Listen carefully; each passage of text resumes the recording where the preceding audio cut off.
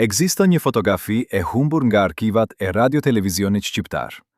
Një fotografi që askush nuk e ka parë për dekada të tëra, sepse dikush është zhduku me shumë kujdes nga raftet e pluhurosurat e historisë zyrtare. Në atë foto, Vaçe Zela qëndron në mes të skenës, me kupen kampion në duar, por sytë e saj nuk shprehin as gëzim, as triumf. Ato shprehin diçka që vetëm njerëzit e lartë, me shpirt të madh, e njohin me emrin e vet: drejtësi. Rreth saj, njerëzit e pushtetit buzëqeshin me dhëmbë të bardhë, kurse ajo, mbretresha e pakundërshtueshme e muzikës shqiptare, kishte bërë diçka atë mbrëmje që ende sot të dritë kockat. Kishte ndalluar muzikën, kishte kthyer medaljen dhe kishte shprehur para gjithë Shqipërisë diçka që regjimi nuk e kishte lejuar kurrë më parë. Por kush ishin njerëzit pas skenës që u munduan ta varrosnin këtë gjest heroik? Çfarë fshihej pas asaj vepre të vetme kurajoze, pas asaj kup të kthyer? Dhe pse pas kaq vitesh, historia e vërtetë e asaj nate mbetet akoma gjysmë mbuluar nga mjegulla e heshtjes. Vaçe Zela nuk lindi mbretresh. Ajo u bë mbretresh çdo ditë, me çdo notë, me çdo heshtje të dinjitetshme, ve çdo fjalë të thënë me shpinën drejtë, edhe kur regjimi me gishtat e tij të ftoft e shtrëngonte nga të katër anët.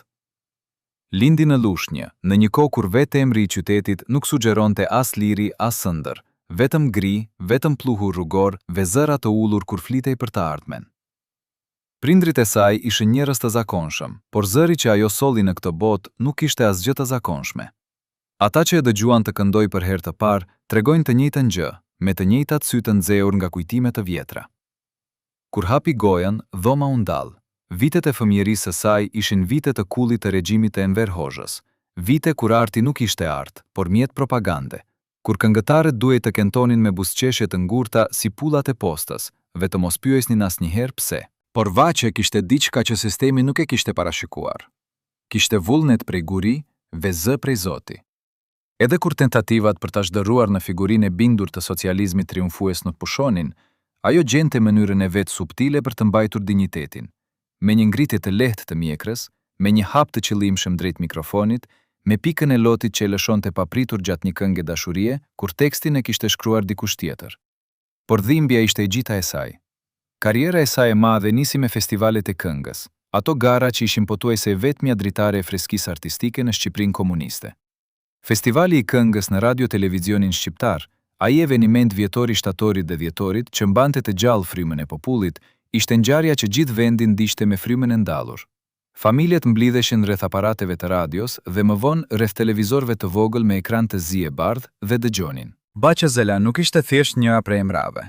Ajo ishte arsyeja kryesore pse njerëzit ndizin aparatin. Fitoi aq herë sa humbjet ishin gjithmonë ato që bënin titujt e fshehur, jo triumfet. Por ç'ndodh kur fituesja e vërtet e di, dhe e di gjithë salla, se çmimi i saj i nosin me duar tjetërkujt? Ç'ndodh kur mbretresha e sheh me sytë e saj se ku është drejtësia dhe ku ka mbetur ajo kup, jo sipas meritës, por sipas dëshirës së atyre që ulen e shikuan nga lodhja e nderit. Atë mbrëmje, Vaçe Zela nuk bëri asgjë dramatike sipas standardit të spektaklit televiziv. Nuk bërtiti, nuk qau publikisht, nuk hovi kupa me forcë mbi dysheme. Ajo bëri diçka shumë më të frikshme për pushtetin. Veproi me qetësi, me dinjitet, me qartësi të ftohtë si kristall. Dhe pikërisht kjo qetësi, ai gjest i matur dhe i ndërgjeshëm, i trembi më shumë se çdo skandal publik. Sepse skandalet mund të menaxhohen. Qetësia e njerëzve me shpirt të pastër, jo. E megjithatë, historia e plotë e asaj nate të famshme nuk ju tregua kur popullit ashtu siç ndodhi. U fol me gjysmë goje, u kujt me gjysmë kujtese. Dhe kjo është pyetja e parë e madhe që duhet t'i bëjmë vetes. Nëse gjesti i Vaçe Zelës ishte aq i lartë dhe aq i drejtë, pse dikush punoi kaq fort për ta mbajtur gjysmën e hije? Çfarë interesash mbroheshin me heshtjen? Dhe a ishte ajo vetëm, apo kishte njerëz pas saj, njerëz të fshehur, njerëz me emra dhe funksione, që dinin të vërtetën dhe zgjodhen ta mbajnë gojën mbyllur deri sot? Ka njerëz në Tiranë, njerëz tashmë të moshuar, me flokë të bardhë dhe duart plot rruda, që kur dëgjojnë emrin Vaçe Zela, heshtja e tyre nuk është heshtje boshe. Është heshtja e atyre që din diçka, atyre që kanë mbajtur diçka brenda për 10 vjet dhe ende nuk janë të sigurt nëse është koha për ta nxjerrë. Njëri prej tyre, dikur teknik i tingullit në radio-televizionit shqiptar, një burr i vogël e i heshtur që sot rri në shtëpinë e tij me kopshtin plot lule pranë bllokut të vjetër, ka treguar një histori që shumica preferuan ta mos dëgjonin. Tregon se ajo mbrëmje e famshme nuk nisi me skandal. Nisi me një shqetësim të heshtur që ushtrisi tym nëpër korridoret e RTS-Hahit, shumë para se dritat e studios të ndidzeshin. Ishin ditë kur lista e fituesve krijohej jo vetëm mbi bazën e notave dhe talentit, por edhe mbi bazën e emrave dhe lidhjes me njerëzit e pushtetit. Ky nuk ishte sekret i madh. Shumë njerëz brenda industrisë e dinin, e toshin me sy e jo me gojë, e kuptonin pa e shprehur. Por Vaçe Zela ishte ndër të paktat që jo vetëm e kuptonte, por e kishte sinjalizuar me vepra të vogla rebelimi artistik. Me ndonjë ritardim të qëllimshëm mbi skenë, me ndonjë keqadresim të syve kamera kur deklaratat zyrtare duhet të recitoheshin me besnikri, ato ishin gjesta që vetëm njerëzit e studiuar i kuptonin. Dhe pikërisht ata njerëz bënin pjesë në atë grup të ngushtë e të rrezikshëm që dihej se e dinte të vërtetën. Sepse ekzistonte një rreth i vogël, jo më shumë se 7-8 vetë, që shërbente si mekanizëm i pashkruar, por shumë real, i kontrollit të rezultateve të festivaleve. Ata nuk takonin me protokoll zyrtar, takonin vonë, pas shfaqjeve, nëpër zyra me dyert të mbyllura dhe perde të tërhequra deri në dysheme, aty ku duhej vendosur. Kush foli shumë hapur, kush kishte lidhje me të huajt, kush ishte i sigurt dhe kush ishte problem. Emrat e atij rreti janë ende gjysmë tabu, jo sepse nuk dihen, por sepse trashëgimia e tyre ende rrie ullur nëpër korridor të institucioneve dhe gjaku i gjakut tyre ende nënshkruan dokumente zyrtare. Sipas burimeve të kohës, të paktën 3 vende pune kryesore në seksionin muzikor të RTS-Hajt kontrolloheshin direkt nga njerëz që nuk kishin asnjë formim muzikore, por kishin diçka shumë më të çmuar: besnikrinë e atyre që rrin lart dhe lexojnë dosje. Vaçe Zela hyri në atë sistem si artiste e talentuar, si zë i fuqishëm, si figurë që regjimi dëshironte ta shfrytëzonte si fasad të kulturës të lullzuar socialiste. Por ajo nuk ishte vegjë e legatshme, kishte kufi të padukshëm që nuk i kallonte. Refuzonte të këndonte tekste që i dukeshin të zbrasta politikisht. Kur mund t'i zëvendësonte me diçka me më shumë shpirt, rrinte e heshtur ku shokët e artit punonin me zell propagandistik. Dhe sipas atij tekniku të tingullit me kopshtin plot lule, kishte të paktën një rast kur ajo kërkoi me qetësi por me vendosmëri të ndryshojë urdhri i paraqitjeve, sepse ndiqte jo listën zyrtare, por ndjesit e auditorit. Ai rreth i njerëzve me dyert të mbyllura e kishte vënë re. E dinin se Vaçe Zela nuk ishte kapshme me karota e zakonshme. Nuk mund t'i ofrohej rritje pagjë dhe tablije. Nuk mund t'i thuhej lëre këtë herë dhe ajo të hiqte dorë pa e ndjerë brenda. Kështu strategjia ndaj saj ishte më subtile dhe për këtë arsye shumë më e rrezikshme. Kur nuk e pengohej hapur, kur nuk i thuhet jo me zë të lartë, thjesht kohë pas kohe çmimi që i takonte i jepej dikujt tjetër. Vendimi që ajo priste shpërfilej me butësi institucionale. Emri i saj u lej gradualisht nga froni pa u bërë ndonjëherë zhurmë e madhe. Deri në atë natë kur zhurmën e bëri vet. Por para se të arrijmë në atë moment kulminant, duhet të kuptojmë diçka tjetër. Diçka që pak njerëz e dinin edhe atëherë. Çfarë kosto personale kishte paguar Vaçe Zela gjatë atyre viteve, brenda shtëpisë dhe jashtë saj, larg dritave të skenës? Sepse pas mbretreshës publike të gëzueshme dhe madhështore, ekzistonte një grua tjetër. Një grua me trupin e lodhur dhe shpirtin e plagosur, që ruhej nga shumë kujde dhe gëlltiste shumë dhimbje pa e treguar. Dhe historia e asaj dhimbje, ajo histori e heshtur dhe gjithmonë e fshehtë, fillon pikrisht me heshtjen e gjatë që parapriu atë mbrëmje të madhe. Kë kishte Vaçe Zela afër saj kur drita e skenës fikej dhe mbetej vetëm njeriu. Dhe ai njeri, ai person që pretendonte të ishte mbështetja e saj, a ishte me të drejtë aty, apo kishte ardhur me qëllime që ne sot mund t'i lexojmë vetëm mes radhëve të historisë? Njerëzit që njohin folklorizmin shqiptar tregojnë se çdo këngëtare e madhe ka një shenjë, një amulet simbolike, diçka që e mban me vete si copë e jetës së saj private, si urë mes botës që sheh publiku dhe botës që di vetëm ajo. Për Vaçe Zelen, sipas atyre që e pan nga afër gjatë dekadave të gjata të karrierës, ishte brosa e vogël argjëndi, një objekt modest, pa pretendime, pa gur të çmuar, por gjithmonë e pranishme në jakën e bluzave të saj të skenës. Shokët e ngushtë tregojnë se ajo nuk doli kurrë të këndonte pa e kontrolluar fillimisht atë brost me gishtrind, me një gjest kaq të heshtur dhe kaq personal sa shumica e njerëzve në krah të saj asnjëherë nuk e vënë re. Askush nuk e di me siguri kush ja kishte vënë. Disa thonë se ishte kujtim nga nëna e saj, një grua e heshtur dhe e fortë që kishte larguar të gjithë dyshimet e botës nga dera e shtëpisë me punë dhe me dashuri të patrazuar. Të tjerë thonë se ishte trashëgim nga koha e studimeve të para muzikore, kur ajo ende nuk e dinte se do të bëhej simbol kombëtar, kur ishte thjesht një vajzë me zë të mrekullueshëm, ve sy të gjallë plot kuriozitet, e ulur mbi kariken e vjetër të studios së parë, dhe duke dëgjuar me vëmendje çdo fjalë të mësuesit. Por cili do qoftë origjina, Brosca kishte kuptim. Ishte si lidhja e fshehtë midis kahun që tregonte hëna dhe vendimit që merrte zemra. Ata që ishin pranë saj gjatë festivaleve tregojnë diçka tjetër, diçka që i bën edhe sot flokët të ngrihen. Ditët kur Brosca zgjendej, ditët kur Vace e kërkonte me gjishta nervos nëpër xhepa, nëpër kabinetin e veshjeve, nëpër çantën e saj të vogël të zezë, ishin ditë kur diçka shkonte keq. Jo gjithmonë ajo ditë, jo gjithmonë atë mbrëmje, por brenda pak ditësh diçka i ndodhte jetës së saj. Një vendim i padrejtë i komisionit, një ftesë që nuk mbërrinte, një emërim i kujtit tjetër me një emër pa peshë, por me lidhjet e duhura. Koincidencë? Ndoshta. Por ata njerëz me flokë të bardhë në Tiranë, ata që buzëqeshin me melankoli kur thuhet emri i saj, do t'u thonin: me Vacen, gjërat e vogla kishin gjithmonë kuptim të madh. Dena e thot kjo se si e njohin, jo si idhull të ftohtë, por si njeri me frikët e tij, me bestutnitë e tij, me shenjat e tij private të brendshme. Por Brosca kishte edhe një histori tjetër, një histori shumë më të errët dhe shumë më shqetësuese, të lidhur jo me kariçkat e studios, por me njerëzit që u afruan tek ajo gjatë viteve të ndërtimit të karrierës, njerëz me buzëqeshje të gjerë dhe qëllime të vogla. Sepse kur ke talentin e Vace Zelës dhe kur je grua e bukur dhe e zgjuar në Shqipërinë e viteve 70 e 80, rrethi yt nuk mbushet thjesht në miq të sinqert. Ai mbushet edhe me njerëz të tjerë, njerëz që kanë nevojë për rrezatimin tënd, nevojën të ndihen të mdhenj duke qëndruar afër teje, nevojën të shfrytëzojnë zërin tënd dhe emrin tënd dhe dashurinë e popullit për ty, për qëllime që ti ende nuk i imagjinon. Ishte pikërisht atëherë kur figura e parë madhe e dyshimt hyri në jetën e Vace Zelës, jo me fytyrën e armikut, sepse armiku vjen gjithmonë me fytyrën e miqit. Hyri si mbështetje, si person i cili besonte në të, i cili fliste bukur për talentin e saj, i cili dihej të kishte lidhje me njerëzit e pushtetit artistik dhe kulturor të kohës. De Vace, si çdo njeri i talentuar e i sinqert që përpiqet të mbijetojë brenda një sistemi të errët, lejoi atë mbështetje të hynte, sepse si mund të mos e lejosh dritën kur je ulur në errësirë.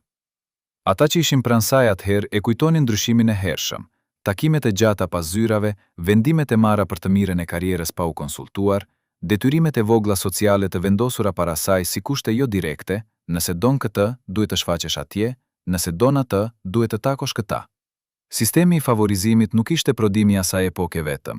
Është si era, nuk e sheh, por e ndjek atë që mbiu shumë lart dhe po bën hije shumë largët. Brosca e argjend, sipas asaj rrëfimit të dëgjuar nga ata njerëz të vjetër e të heshtur, u zhduk për herë të parë pikërisht gjatë atij viti kur lidhja e re miqësore kishte filluar ta ngushtojë sa natyrshëm aq shumë sistematikisht hapësirën e Vaces. Zhdukja e parë. Dhe pastaj rikthimi. Brosca u gjet, u vesh sërish, jeta vazhdoi. Por ata që dinin si t'i leconin shenjat, dinin se diçka kishte ndryshuar. Mbretresha kishte marrë borxhin e parë të padukshëm, dhe dikush atje lart e kishte shnuar atë borxh me kujdes të madh, sepse borxhet e padukshme janë ato më të rrezikshmet. Ato paguhen herët avon dhe shpesh paguhen para kamerave. A kishte Vace Zela kuptuar si ishte bërë pengi atij rrjeti të fshehur interesash? A dinte atë mbrëmje kur doli për herë të fundit mbi skenën e RTS Hajit dhe ndalloi muzikën me atë gest historik, se çfarë po rrezikonte? Jo thjesht çmimin, jo thjesht karrierën, por diçka shumë more intime dhe shumë me të shtrenjtë. 3 ore para se dritat e studio të zhyteshin në heshtje të ngrohtë, në grimerinë e Vaces hyri një njeri që askush nuk e njihte. Dera u mbyll pas tij dhe ajri u ndryshua sikur ndëron moti para stuji. Si dhe në fytyrën e saj u lehtësua një trazim i holl që më parë vetëm pak njerëz mund ta vërejnë. Ai kishte një kostum të errët pa datë, një zë të ulët dhe duar që nuk dridheshin.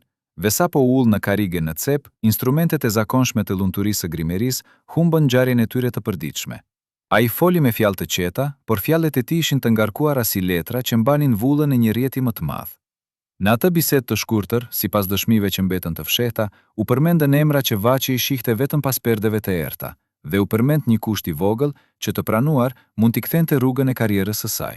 Kur ai doli, ajo u ngrit, i dha dorën dhe ndërsa buzëqeshte, gishti i saj i vëmendshëm preku Broscën që zakonisht kontrollonte para se të ngjitej në skenë.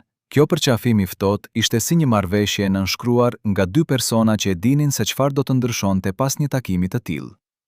Kush ishte ky i panjohur?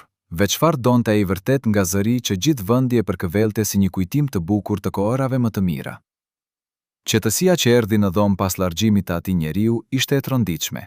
Ajo nuk hodhi asnjë shenjë shqetësimi, por më vonë, kur dritat u ndezën dhe makineritë e regjistrimit u përgatitën, kolegët vunë re një ndryshim thelbësor në llojin e saj të zakonshme.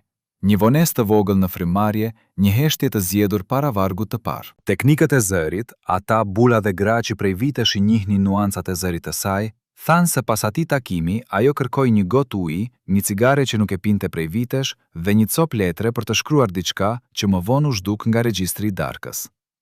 Njëri prej tyre, i cili tani jeton i tërhequr dhe pranon të flas vetëm me kushte dhe pranon të flas vetëm me kushte, më tha se në atë net ai njeri kishte lënë pas një fjalë që tingëllonte si urdhër, jo si sugjerim, dhe kur urdhri erdhi shpesh në një format të heshtur, ajo u binte, sepse në atë kohë ajo dinte të bënte diferencën midis zërit të vet dhe zërave që kërkonin ta ndryshonin atë. Reagjimet rreth skenës nuk ishin të koordinate. Disa u shfaqen të hutuar, disa të skuqur, disa duke bërë sikur nuk pan asgjë, por pas skenës u dëgjuan fjalë si kujdes, mos flisni dhe harrojeni. Si ndodhi që një takim i shkurtër, i fshehtë dhe i qetë, arriti të ndryshojë humorin e një mbrëmjeje që për shumë njerëz ishte thjesht festa e muzikës. A mendoni se një njeri i panjohur mund të kthejë brenda një nate dinjitetin tënd në një bar që duhet t'u shpjegohet miqve dhe teknikëve, dhe nëse po, kush ka fuqinë të marrë një vendim të tillë në emër të gjithkujt?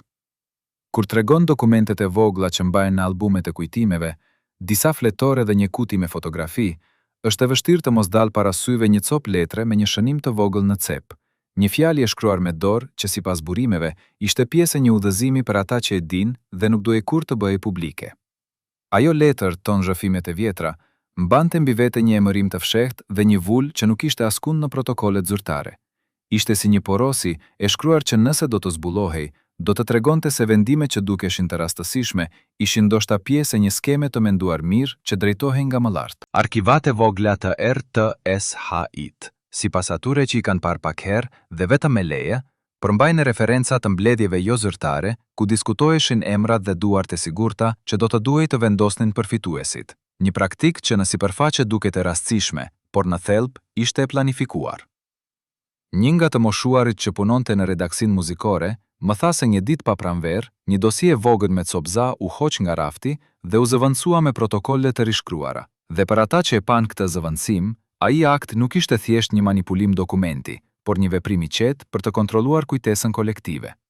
Kushdo që mendonte se fitoret në skenë lindnin vetëm nga zëri dhe aftësia, shpesh nuk e kuptonte se pasaporta e suksesit mund të mbanin shënime që e bënin fituesin të duket i merituar edhe kur ai nuk ishte i tillë. Në atë mjedis, si mund të mbijetojnë ata që refuzojnë të nënshtrojnë një listë të tillë, dhe sa larg janë të gatshëm të shkojnë ata që e mbajnë listën për të fshehur gjurmët e saj.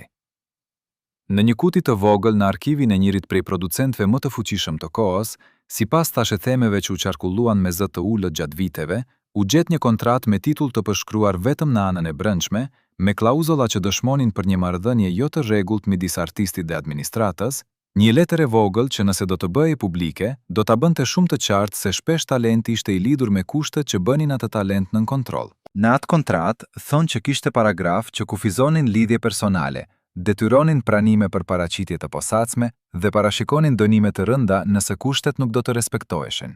Kjo letër ishte e fshehur në mënyrë që askush të mos interpretonte se një këndëtare si Vaçe mund të ketë qenë e lidhur me marrëveshje që i vidhnin lirin gur pas guri. Dëshmitarët që kanë parë kopje të atyre dokumenteve me dritë të ngrohtë në tavolinën e dikujt që nuk jeton më, tregojnë se disa nga kushtet nuk ishin të drejtë për drejta, por ishin të shkruara në një gjuhë të hollë të së drejtës që i jepte palës tjetër të drejtën e drejtimit të hyrjeve dhe daljeve të artistit. Si mund të jetojë një shpirt i lirë kur në mpetkun e një kontrate të heshtur fshihet një rrjet i vogël detyrimesh që ngushton çdo hap? Nëse kjo është e vërtetë, si mund të shpjegohet gjesti i saj i guximshëm që u duk si e çuditshme për disa dhe si heroike për të tjerët? Një grua që në vend se të bindej ndaj një flet të vogël me kufizime, e zuri veten duke ju përgjigjur thirrjes së ndërgjegjes së vet dhe duke vendosur të vepronte ndryshe. Ve çfarë do të thoshte kjo për ne që e adhurojmë si simbolin e atyre vlerave të pastra? Përballë kontratave, urdhrave të fshehtë dhe pushimeve të kujtesës institucionale, momenti kur ajo ndalloi muzikën dhe ktheu kupën, mori ngjyrën e një akti që nuk ishte vetëm simbolik, por edhe ligjërisht tronditës për ata që kishin investuar në heshtje.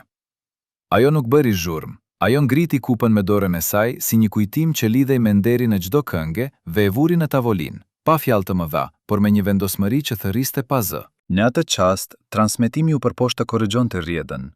Mikrofonat u zhvendosen ngadalë, kamerat u drejtuan të kapnin fytyra të habitura dhe regjistrimet e asaj nate, sipas burimeve që preferojnë të qëndrojnë anonim, u rishikuan më vonë dhe disa CD e filmime u etiketuan si problematik dhe u fshehen në dosje që nuk i hapte më njëri.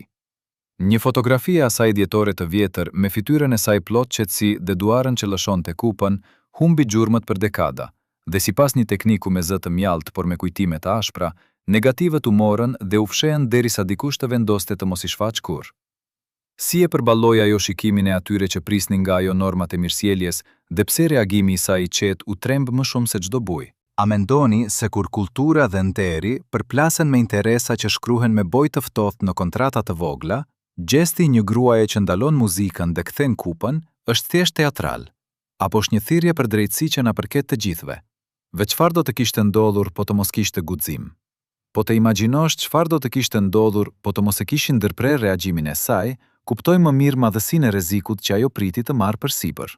Dhe pikërisht këtu hyn ajo çështja që nuk u zgjodh thjesht nga etika artistike, por që prek xhepat dhe emrat që ndajnë pushtetin në prapasken. Në një letër të vjetër, sipas burimeve që preferojnë të flasin vetëm me kushte, një emërim bankar është shënuar me inicialet që askush publikisht nuk guxon të përmend. Dhe kur arkivat u hapën pas vdekjes së saj, llogaritë që dikur dukeshin të mbushura me honorare dhe shpërblime rezultuan të zbrasta. Ishte e habitshme për shumë njerëz që dashuria e popullit për të, lavdërimet publike dhe fotot me bizhuteri të shkëlqyera nuk përputheshin më me bilance zyrtare. Ky kontrast u bë drita që nxori në pa një sekond të errët të historisë sonë. Në vend të konfiskimit të zhurmshëm, parat u zhduken në mënyrë të thjeshtë dhe të përullur. Çek të paguar në dorë, transferime të vogla që i coptonin shifrat dhe dokumente që u rishkruan ngadalë pa zhurmë. Dhe më e rëndësishmja, dikush që qante më fort tek arkivoli, njeriu që kishte qenë afër saj për vite, u bë fytyra e parë që tërhoqi dyshimin për vendimin e tij të mëvonshëm të pasurimit të befasishëm.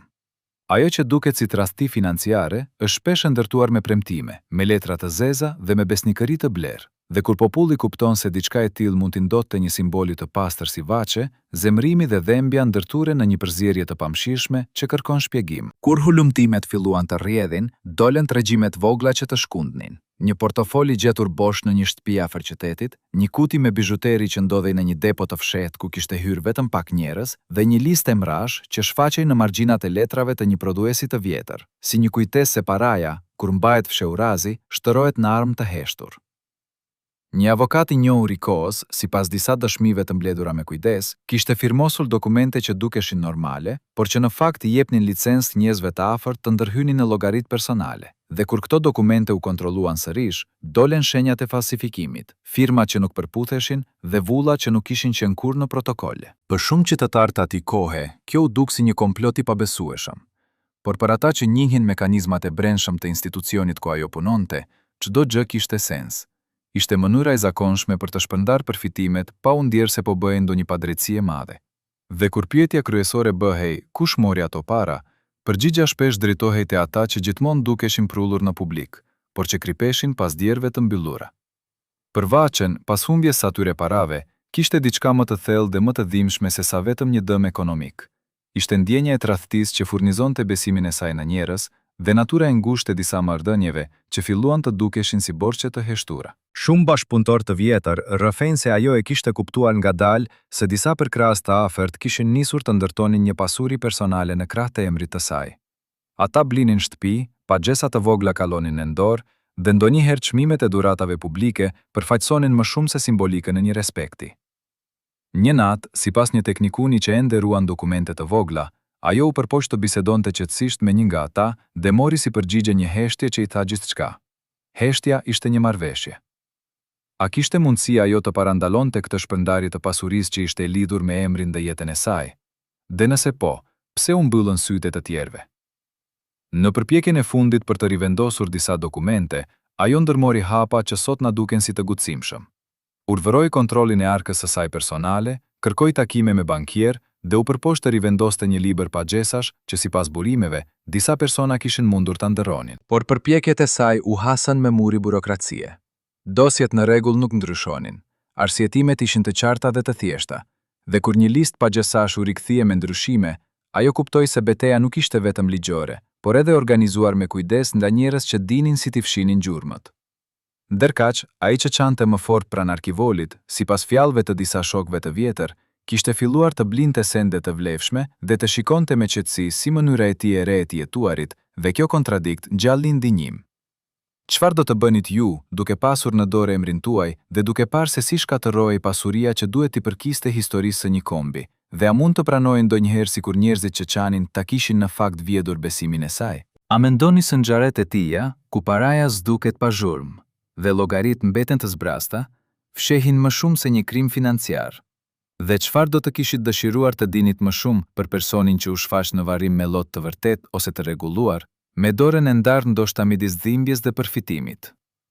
Kur gazetat u mbushen me tituj për herë të parë pas shumë vitesh, ajo kuti e vogël që askush nuk donte ta hapte në publik, u bë objekt i një interviste që ndryshoi retorikën e shumë rrëfimeve.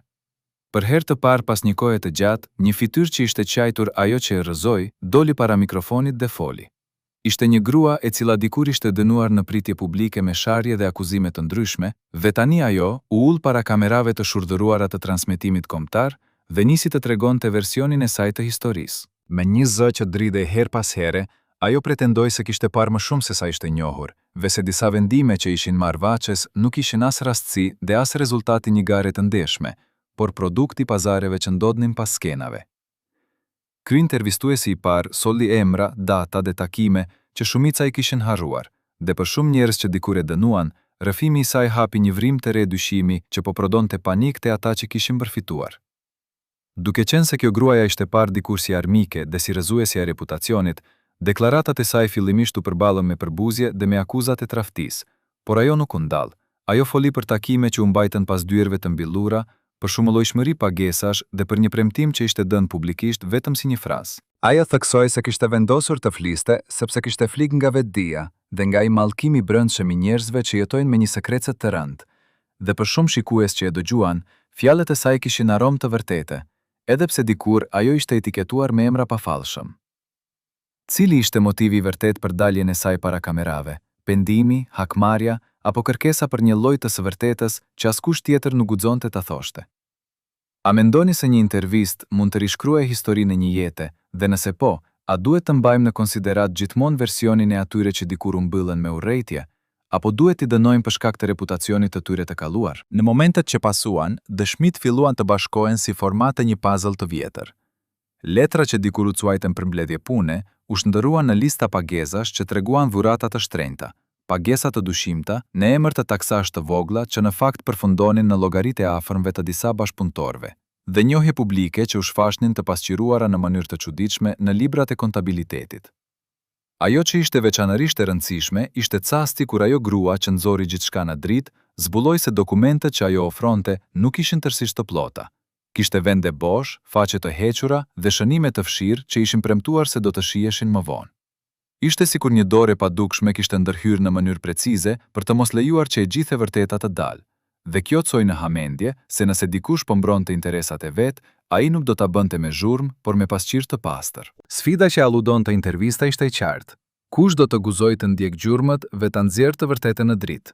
A do të besonit historinë e dikujt që dikur ishte quajtur armike, vetëm sepse tani ajo paraqet dëshmi, dhe a është e drejtë të kërkojmë nga koha një lloj rehabilitimi moral për njerëzit që vendosin të flasin pas vitesh shtjeje?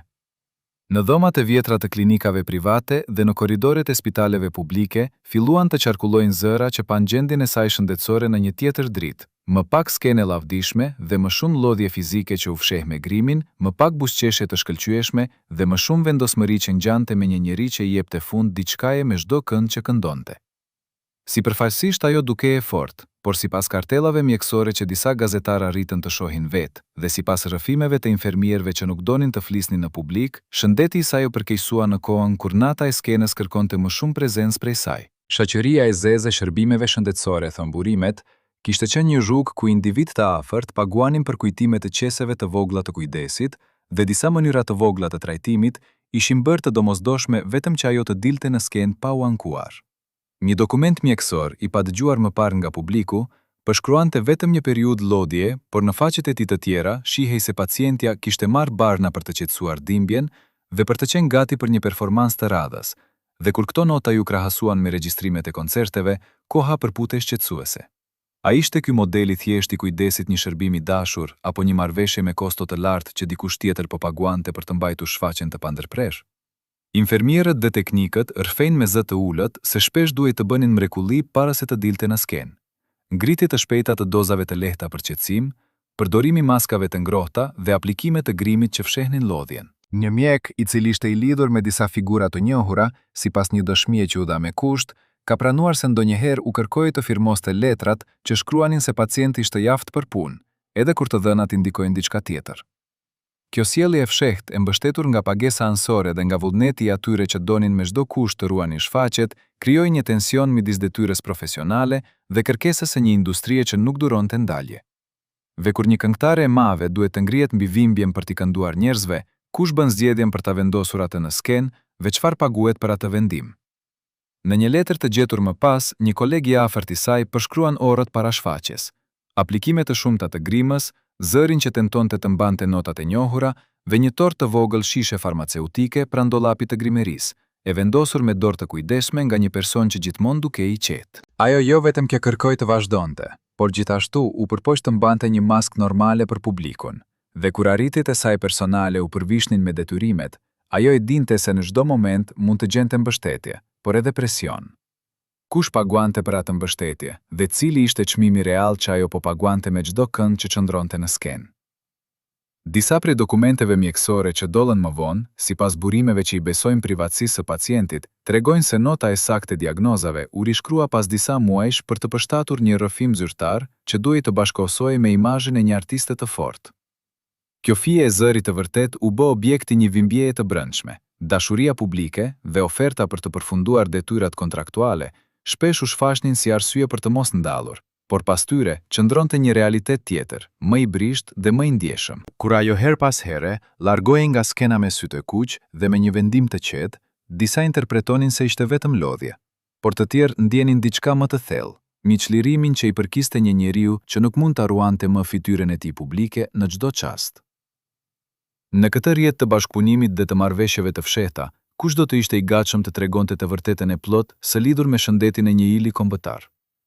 A mendoni se kur shëndeti një arti është i rrezikuar për të zhderruar në produkt, ka ndonjë kufi moral që industria duhet të ruaj?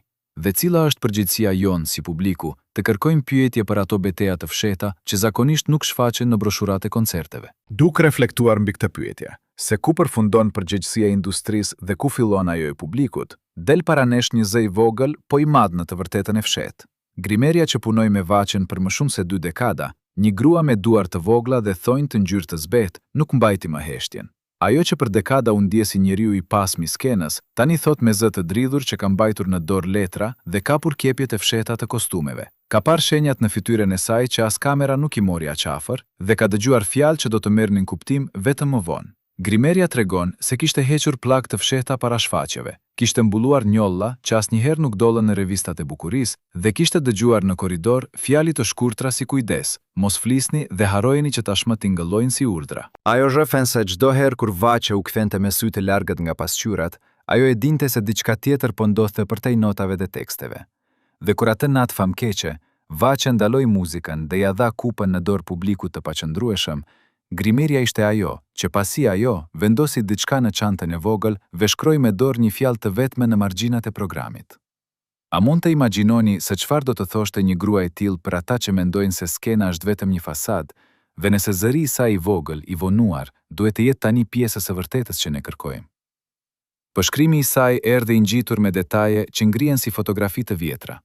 Duart e saj që kontrollojnë broskën, fije grimi që bien në tokë, dhe një cop letre me një emër të shkruar me shkrim të kërcitur që më pas u zhduk nga dosjet. Ajo tregoi sesi kur Vaçe kërkonte vetëm pak kohë për të përgatitur. Në fakt, po përgatitej për një përballje më të thellë, dhe si disa nga njerëzit që shfaqeshin si miqë shok në publik, kishin rolin e tyre të vërtet në mbylljen e rrugëve që do të çonin drejt zbulimit. Grimeria sqaroi se shpesh nxirrte nga xhepi i jashtëm të dhëna të vogla që persone të tjera u kërkonin të mbante, letra që ajo i konsideronte të rënda dhe që nuk i njihte kuptimin, por që ndjehej e detyruar t'i ruante si për kujdesin ndaj dikujt që ajo e donte. Në atë dhomë të vogël me pasqyrë, kur ajo e pa Vaçen të vendoste krejtësisht kupën në tavolinë, ajo kuptoi se ky veprim nuk ishte vetëm simbolik. Ishte një akt i menduar mirë, një mesazh që nuk duhej interpretuar lehtë.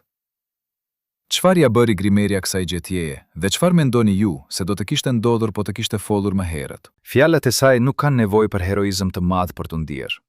Ato sjellin një ndjenjë intime që prek kujtesën tonë kolektive. Kur një grua e zakonshme që di të bëjë tellat e flokëve dhe nuancat e pudrës, thotë se ajo nuk ishte vetëm një aktore në një shfaqje, ne duhet ta dëgjojmë. Dhe kur Grimeria përmend emra të përmendur si të pranishëm por të heshtur, kur tregon për takime pas shfaqjeve ku u fol për çështje të vogla që duhen zgjidur me kujdes, ndjejmë se historia bëhet më e madhe se vetë njeriu që këndon.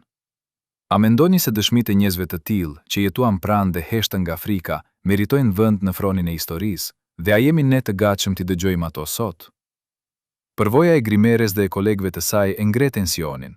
Ajo tregon një realitet ku instrumentet e artit nganjëherë përdoren për të mbulluar ndërhyrje dhe ku duart e vogla të punëtorëve prapas skenës bëjnë mrekulli që publiku nuk i sheh. Ngjezet e teknikës, shoferët që sollën aktorët nga shtëpitë dhe ata që mbanin mikrofona, rrëfejnë se natën e ceremonisë kishte një heshtje të dendur dhe një koordinim të fshehtë që shpjegon pse transmetimi u përposhtë ngadalsonte momentin.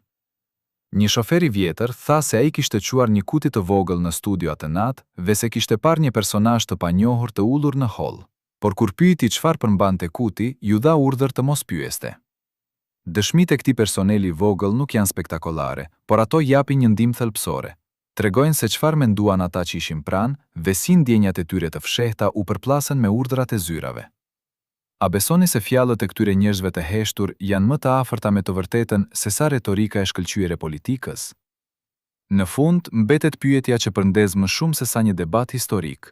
A duhet të kërkojmë më shumë zëra të vogël nga ato që punuan pas skenave për të rindërtuar portretin e një ngjarjeje që ndryshoi një komb? Një ditë, disa muaj pas ceremonisë dhe pas largjimit të vaçës nga sytë e dritave të skenës, një kuti e vogël me letra dhe një kasetofon u gjet në një dom të fshehtë të një shtëpie ku ajo rrinte her pas here.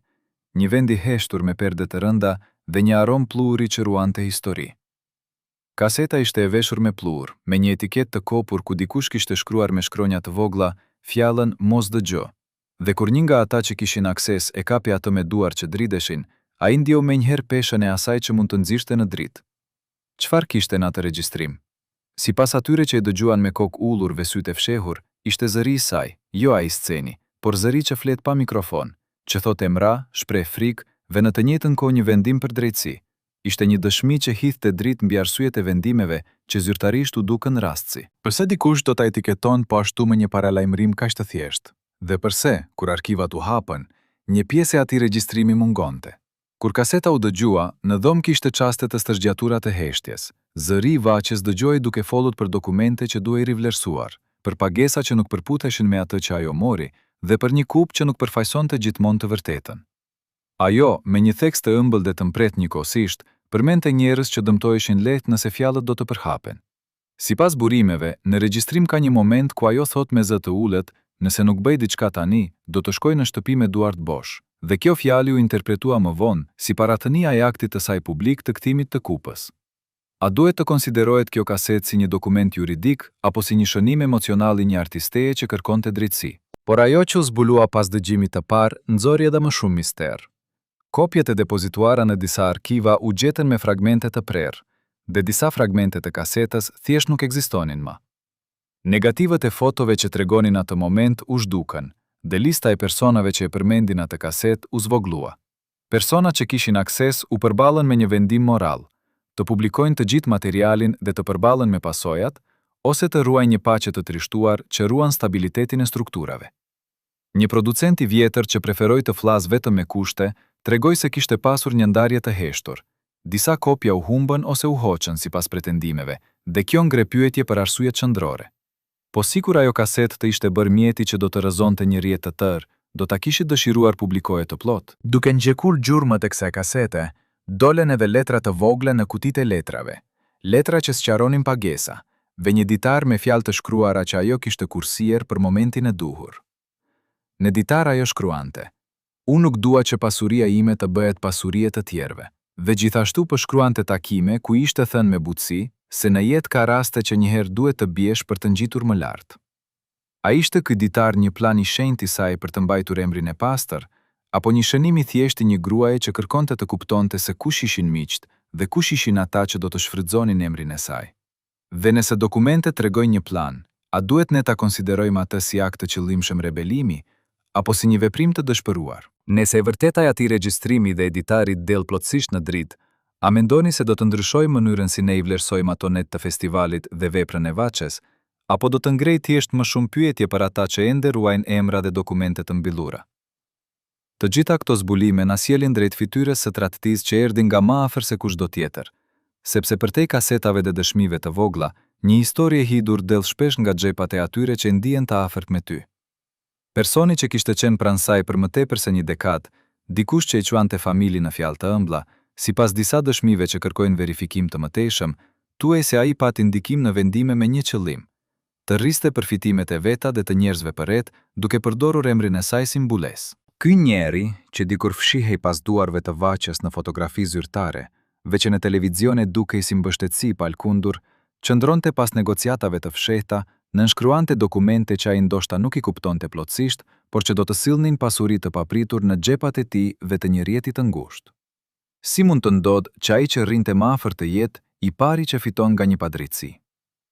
Dëshmitar të shumt, një shofer i cili kishte parë këmbimin e valisheve, një sekretare që fsheh pasqyren e takimeve në një agent të vjetër dhe një teknike e kontabilitetit që ruan shënime të vogla, tregojnë se transaksionet e vogla u bën zinxhir, pagjesa në dorë, një faturë e rishkruar, një transakcion që nuk shpjegohej. Për një njeri që proklamohej si mbështetësi i artit, lëvizjet e tij tregojnë një plan të qëllimshëm për të ndarë frytet e emrit të saj me njerëz që nuk kishin vënë zërin. Kur hulumtimet u përqendruan tek ai, u gjetën blerje të papritura, shtëpi që u ndëruan nga asgjë dhe udhëtime të shpejta jashtë vendit që nuk kishin qenë dikur pjesë e stilit të tij të jetës. A mund të justifikohen këto veprime si pasojë e një karriere të suksesshme, apo duhet i lehtësojmë si frutat e një tradhtie që nisi ngadalë dhe u politikua me kujdes? Sikur të mos mjaftonte, një audio e vogël që dikur u mor si bisedë mes miq, zbuloi që ai kishte regjistruar takime, kishte bërë shënime dhe në disa raste kishte dorëzuar regjistrime si përkujtim tek disa figura që mund të ndikonin në vendimarrje. Dëgjues të atij materiali thanë se ai bisedonte qetë, me një ton të atij që e di se mund të përcaktojë fatin e të tjerëve dhe shpesh përdorte fjalë si "do ta rregullojmë" dhe "lëreni mua". Duke marrë parasysh se ai kishte qasje në dosie dhe llogari që më parë ishin të mbyllura, mund të kuptohet se manipulimi nuk ishte vetëm financiar, por edhe emocional. Ai kërkoi besimin e Vaçes, e fitoi atë pjesërisht dhe pastaj e shfrytëzoi. Si mund që besimi i një artisteje të përdoret si mjet për t'i hapur rrugë një njeriu që sipas gjithë shifrave përfitonte më tepër se sa do të duhej? Pasi u ekspozuan këto detaje, erdhi momenti i llogarisë. Disa organe hetimore, sipas burimeve të kohës, nisën pyetjet e tyre dhe disa transaksione u vënë nën lente, por ndodhen edhe gjëra më të rafinuara, heshtje të paguara, marrëveshje jo zyrtare dhe kurthe të vogla që nganjëherë zbehnin zhurmën e politizuar të skandaleve. Ai, i cili dikur ishte i njohur për dashurinë e tij të shfaqur në fotot e provave, herë pati akoma arsyetimin e tij moral dhe i tha të tjerëve se të gjithë bëjnë atë që duhet për të mbajtur shfaqjen gjallë. Pasojat për të ishin të përziera. Disa nga miqtë e tij u ndanë, disa partnerë ruan largimin dhe disa institucione preferuan të mos i jepnin më hapësirë. A mendoni ju se drejtësia u shfaq në mënyrë të drejtë në këtë rast, apo tradhtia vazhdoi të jetojë e mbrojtur nga heshtjet publike? Në fund të fundit, pyetja që ngrihet për ne, spektatorët dhe mbajtësit e historisë, është e thjeshtë dhe e rëndë njëkohësisht. A mund të falet një tradhti që u bë pas një buzëqeshje dhe një premtimi, apo duhet të kërkojmë nga ligji dhe shoqëria një llogari të plot për ata që përdorin dashurinë publike si mbulesë për pasurinë e tyre? Pas zhurmës së lajmeve dhe pas dritave që u fikën, dera institucioneve u mbyll ngadalë dhe jeta e Vaçes u nda në dy pjesë, para dhe pas. Para. Ajo ishte yll që shkëlqente për shqiptarët, frymëzimi i festivaleve, zëri që ndallonte dhomën. Pas, ishte emri që u shndërua në një hallë për manipulime dhe një dëshmi e kthyer kundër atyre që e kishin shfrytzuar. Disa nga pasojat ishin të dukshme dhe të trishtuara. Fotot e saj u tërhoqën nga muret zyrtare. Disa aranzhime u hoqën nga programet dhe disa institucione që dikur shfaqnin nderime heshtën. Në një raport të brendshëm me qartësi të kufizuar, figuron shpreha "shfaqja duhet të vazhdojë". Dhe kjo frazë u bë si një justifikim për të mos hetuar shumë thellë, një arsye që preferoi rehatin mbi drejtësi. Megjithatë, pasojat personale ishin më të thella se sa dokumentet. Njerëz që ishin afër saj ndjen turpin, miqtë e vjetër u ndan dhe disa prej atyre që kishin fituar dukshëm pas ngjarjeve u përballën me dyshime publike që e shoqëruan çdo blerje të re. Një pjesë e komunitetit artistik u mobilizua për të mbrojtur kujtimin e saj dhe për të zbuluar të vërtetën. Një tjetër pjesë mendoi se çdo zbulim do të shkaktonte kaos dhe se rrëfimet duhej t'i lihen kohës. Cila është më e rëndësishmja për ju, ruajtja e qetësisë së institucioneve apo kërkimi i ngadalshëm por i vërtet i drejtësisë? Fundi i kësaj historie nuk u dha në një sallë gjyqi të madhe vetëm. Ai u dha në sy të publikut, në kujtesën e njerëzve dhe në mënyrën se si ne vendosim të mbajmë emrat e heronjve në historinë tonë. Disa nga njerëzit që u akuzuan për përfitime jetojnë ende një jetë relativisht të qetë sipas burimeve, por me një hi që i ndjek në çdo vend. Të tjerë përjetuan humbje sociale dhe profesionale, u detyruan të ndryshojnë vendbanime dhe disa u përpoqën të shlihen gabimet me fjalë dhe me veprime publike. Por personi kryesor që mendoi si tradhtar, ai që dikur buzëqeshte pranvaçës, sipas disa rrëfimeve, përjetoi gjithçka nga përfitimi i papritur, teftoja e miqve dhe vështrimi i akuzuesve që nuk harrojnë lehtë. A do të konsideroni që drejtësia u shërbie plotësisht kur disa u ndëshkuan në mënyrë publike dhe disa u lanë pa u prek? Dhe nëse drejtësia nuk mjaftoi, çfarë do të dëshironi të kthehej në jetë për të bërë gjithçka më të drejtë për Vaçën dhe për artin e saj? Si shihni ju veprimet dhe trashëgimin e Vaçe Zelës? A mendoni se ajo ishte viktime një sistemi që shfrytëzonte njerëzit e sinqert, apo se pranë saj kishte njerëz që duke pasur zgjedhje, zgjedhën interesin personal mbi dinjitetin e emrit?